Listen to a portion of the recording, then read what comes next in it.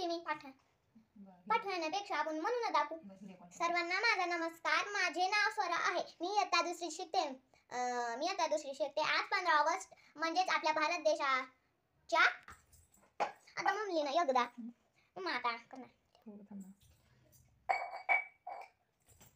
त्याच्यापेक्षा आपण काही करू शकतो. नाही पेक्षा लोकशाही तिची परी 5 वेळा म्हणले मी 5 वेळा म्हणले 10 वेळा नका नाही तर 100 वेळा